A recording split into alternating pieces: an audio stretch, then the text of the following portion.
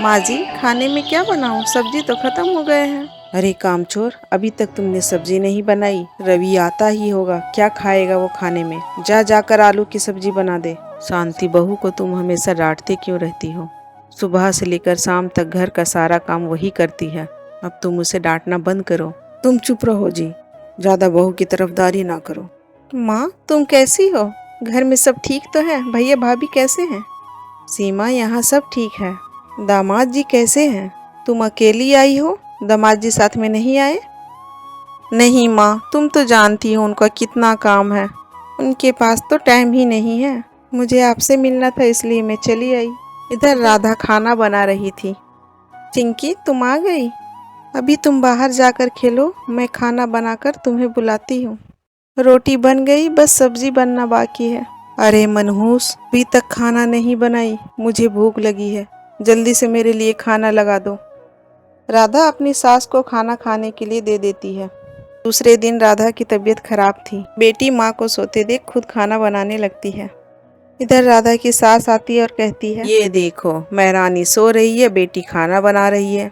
अब यही दिन देखना बाकी था। नहीं माँ जी, मेरी तबीयत थोड़ी खराब थी। सुबह से सर में बहुत दर्द हो रहा था, इसलिए मैं खाना नहीं बना पाई। मुझे तो पता भी नहीं है कि ये कब आई और खाना बनाने लगी। माँ, दादी आपको हमेशा डांटते क्यों रहती है? क्या दादी हम लोग से प्यार नहीं करती? नहीं नहीं बेटा, ऐसी कोई बात नहीं है। वो हम लोग से बहुत प्यार करती है।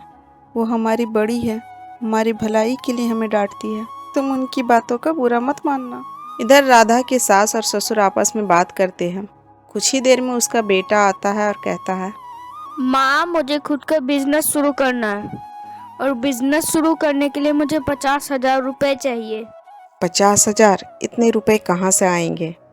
तुम अपनी पत्नी से क्यों नहीं मांगते? वैसे भी शादी के समय उसके घर वालों ने बहुत कम पैसे दिए थे।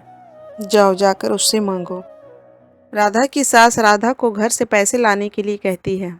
उसका पति भी अपनी माँ का साथ देता है। माँ बिल्कुल ठीक कह रही हैं।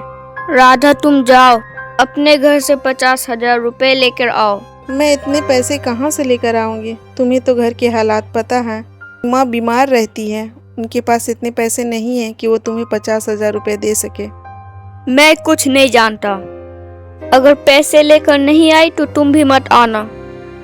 राधा अपनी माँ के पास जाती है। राधा, तुम यहाँ कैसे? कहीं वो लोग फिर से पैसे तो नहीं मांग रहे हैं? नहीं माँ, तुम चाय पियो। वो लोग पैसे नहीं मांग रहे हैं। मुझे आपकी बहुत याद आ रही थी, इसलिए मिलने चली आई। माँ, तुम ठीक हो ना?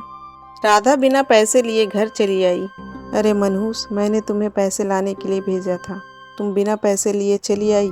राधा की ननद अपनी माँ और भाभी की बातें सुन रही थी। माँ जी, मुझ पे रहम कीजिए। माँ की हालात बिल्कुल ठीक नहीं है, वो पैसे नहीं दे सकती है, उसकी तबीयत खराब रहती है। अगर उसकी तबीयत खराब है तो मैं क्या करूं? अगर तुम्हें यहाँ रहना है तो पैसे लाना होगा। इधर राधा की ननद सीमा सोचती है, मुझे भाभी के लिए कुछ करना होगा। बेचारी भाभी, वो इतना पैसा कहाँ से लाएगी? यही सोचते हुए सीमा अपनी माँ के पास गई। अरे सीमा, आज यहाँ कैसे? सब ठीक तो है? क्या बात है बताओ, बहुत परेशान लग रही हो। माँ, अब मैं आपको क्या बोलूँ? आपके दामाद जी बिजनेस करना चाहते हैं और उन्होंने कहा है कि अपने घर वालों से 1 लाख रुपए लेकर आओ। अब तुम ही बताओ, इतने सारे पैसे कहाँ से आएंगे? आपके दामाद जी ने तो ये भी कहा है कि अगर पैसे नहीं लाई तो घर मत आना। मैंने सोच लिया, अब मैं वहाँ नहीं जाऊँगी। ये भी कोई बात हुई? जब पैसे देंगे तभी वो लोग रखेंगे, क्या वो मेरा घर नहीं है? हाँ बेटा, तुम ठीक कह रही हो, वो तुम्हारा घर है।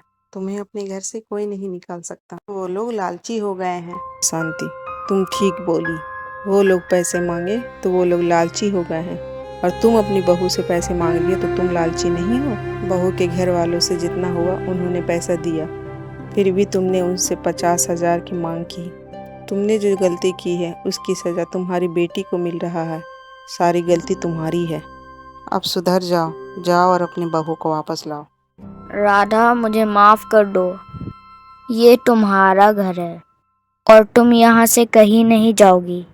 रवि सही कह रहा है बेटा, मुझे भी माफ़ कर दो, मुझसे गलती हो गई। नहीं नहीं माँ जी, आप क्यों माफ़ी मांग रहे हैं? माँ तो बच्चों को दुआ देती है, माफ़ी नहीं मांगती है। माँ, पिताजी, मुझे माफ कर दीजिए और मेरी चिंता आप लोग बिल्कुल मत कीजिए। आपके दामाद जी मुझसे कोई पैसे नहीं मांगे हैं। वो तो भाभी के साथ गलत होते हुए देखना मुझे अच्छा नहीं लगा, इसलिए मैंने आप लोगों से झूठ कहा था। इस तरह राधा का परिवार हंसी खुशी एक साथ रहने लगा।